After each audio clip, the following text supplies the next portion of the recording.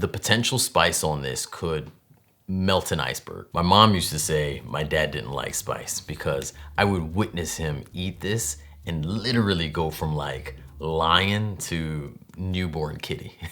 The best part is you can absolutely control this, but I think the ROI in watching the big guy squirm was like so worth it for all of us. This recipe is quite savory, but it leans fairly herby with a dash of sweetness and a good thump of spice. But as I said before, the most scary part, which is the spice, can be tamed. The spiciest part of any pepper is the pith or the placenta. If you cut a pepper in half, that very center white piece that like all of the seeds are normally attached to, that's what I'm talking about. So when you're de-seeding a pepper, don't forget to remove any and all of the white stuff. And you can still get a very good flavor out of that pepper, which is a crucial part of the entire recipe. When making the recipe for the first time, as far as the pepper, less is more. You could also swap the Scotch bonnet for a habanero if you're having trouble locating one, locally. And don't forget to use gloves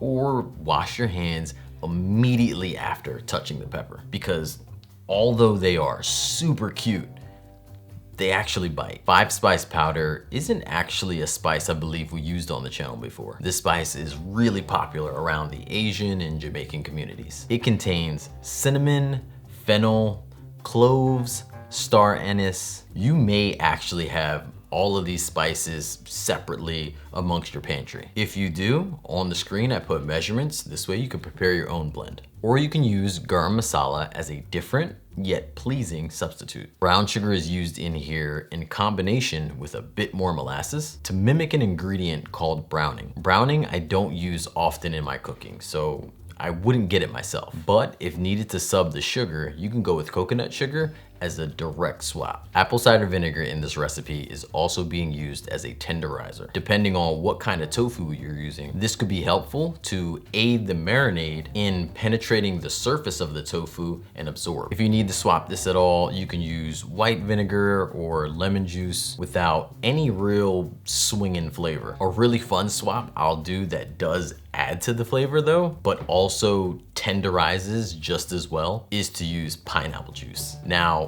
why would you need the tofu tenderized? As I mentioned before, there's different types of tofu, but also there's different ways to prep the tofu even before ripping it out the package.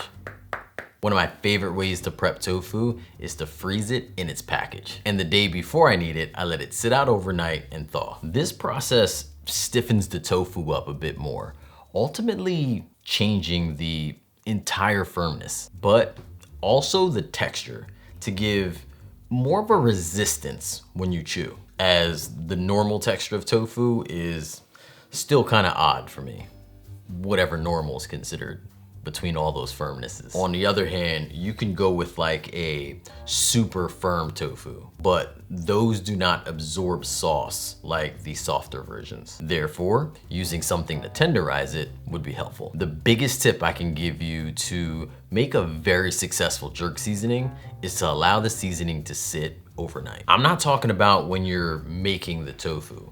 I mean like after you make the sauce, jar it, refrigerate it, and don't touch it until the next day. This is going to make the sauce flavors just unparalleled. There's no way to like force mimic this flavor here. Very similar to like a aged wine. As time together make the ingredients do something that could only be explained as Harry Potter science. It's like they spent time together, gotten to know each other, so now their chemistry is just better in the performance. While having to wait overnight might seem daunting, think about the recipe. You really only had to toss things into a blender or a food processor, and then you were halfway done. Although, I do also like to let the marinade sit on the tofu for a few hours after letting the sauce sit by itself overnight. The cooking here is simple. Pan fry, air fry, bake, whatever your preference, then enjoy. This recipe here is linked in the description, or head over to my website, makeitdairyfree.com. Thank you so much for tuning in. Until next time, believe in good. Peace.